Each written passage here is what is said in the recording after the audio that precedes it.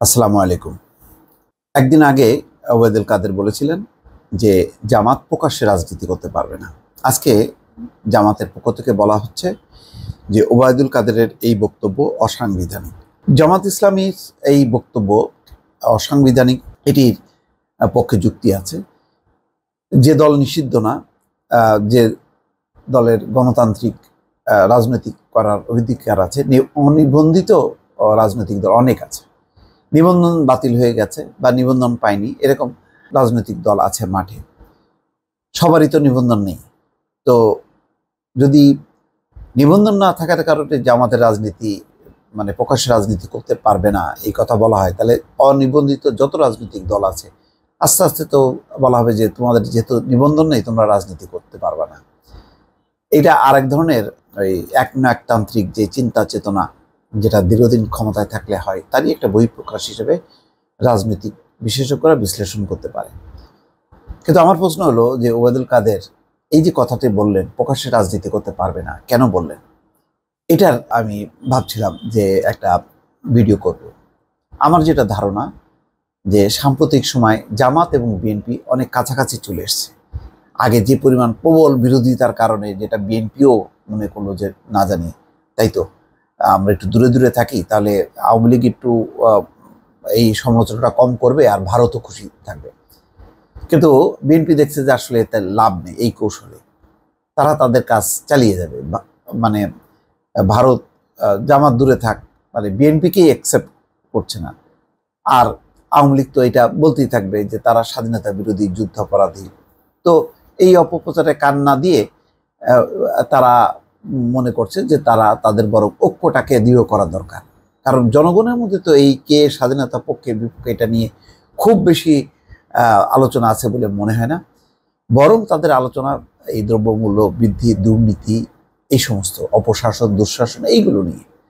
স্বাধীনতার পক্ষে বিপক্ষে এটা হলো এই এই চেতনা, এগুলো তো দার্শনিক চেতনা। এই দার্শনিক চেতনাগুলো একটা দল যদি সত্যিকার সুশাসন দেয়, দুর্নীতি বিরোধী করে, তখন মনে হয় যে না এটা মুক্তিযুদ্ধের দল। আর যদি ওইটা না হয় তাহলে হাজার মুক্তিযুদ্ধের চেতনার প্রলেপ দিয়েও ওই লাভ হয় না।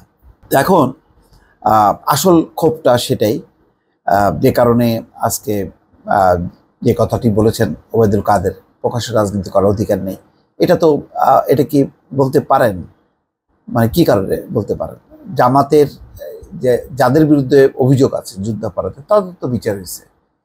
এখানে তো অন্য নেতাদের ব্যাপারে তো কোনো বিচার হয়নি। এবং অনেক তরুণ পরের প্রজন্ম, অর্থাৎ ৭১-এর অনেক প্রজন্ম জামাতে, তারা জামাতে রাজনীতি করছে। তো তাদের রাজনীতিটা কিভাবে তারা নিষিদ্ধ করবে বা প্রকাশ রাজনীতি করতে পারবে না? তাহলে কি গোপনে রাজনীতি করা ভালো? এটা তো গণতন্ত্রকে আরো সংকুচিত করলে আরো উগ্রবাদিতা, জঙ্গিবাদিতা, এই ধরনের প্রবণতাটা বৃদ্ধি পায়। বরং সবাই মুক্তভাবে গণতন্ত্রের চর্চা করবে, এটি আমাদের সংবিধান বলে। তো সেই কারণেই বলছিলাম যে এখানে এই ক্ষেত্রে কিন্তু জামাতের বক্তব্যটা বরং সঠিক, যেটা জামাতের সেক্রেটারি জেনারেল মিয়া গোলাম পরোয়ার বিবৃতি দিয়েছেন যে ওবায়দুল কাদেরের বক্তব্য অসাংবিধানিক। এই বক্তব্যের মধ্যে অনেকই আছে। আর ওবায়দুল কাদের এখন পরিষ্কার যে এই জামাত বিএনপির এই ঐক্য বা সখ্যতা তারা ভবিষ্যতের জন্য একটা বিপদ মনে করছে। এবং এটা এর প্রেক্ষিতে একটা ধারণা করা যায় যে নির্বাচনের পর কিছুদিন তাদের একটু রিল্যাক্স অবস্থা ছিল, একটু বুঝতে তারা চাচ্ছিল যে আমেরিকা পশ্চিমারা কি মারাত্মকভাবে কোনো নেয় কিনা। সেই কারণে তার একটু লিবারেল একটা মনোভাব ছিল। কিন্তু আস্তে আস্তে এই লিবারেলিজমটা থাকবে না এবং তারা আস্তে আস্তে আরও হবে, সংকোচনের দিকে যাবে, আরও বেশি টাইট দিবে। সেটা বিএনপি জামাতও জানে। বরং তারা বিচ্ছিন্নতা থাকার চেয়ে বরং ঐক্যবদ্ধ থাকাটাই এখন নিজেদেরকে মনে করছে শ্রেয়। এবং এটা নিয়ে মানুষের মধ্যেও বললাম তো এটা নিয়ে কোনো প্রতিক্রিয়া নেই।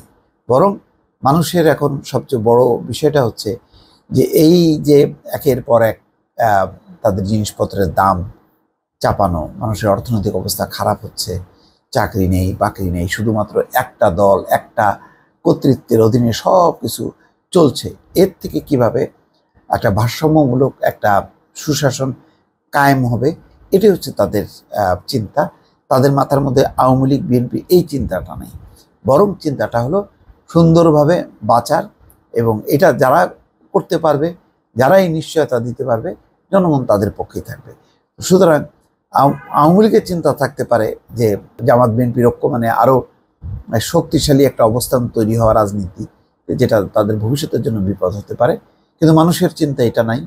আর বিএনপি জামাতের নেতারাও এখন মনে করছে যে না, তাদের এই যে বিভাজনটা বরং তাদেরকে আরও ক্ষতি করছে। সুতরাং ঐক্যেই মুক্তি, তারা এটা ভাবছে এবং সেভাবেই তারা এগোচ্ছে। আর এই কারণেই ওবায়দুল কাদের বা আওয়ামী লীগ এখন ক্ষুব্ধ বা আতঙ্কিত বা ভীত সন্ত্রস্ত এই ঐক্যের ব্যাপারে। এই কারণেই এই কথা বলছে যে জামাতের প্রকাশ্যে রাজনীতি করার অধিকার নেই।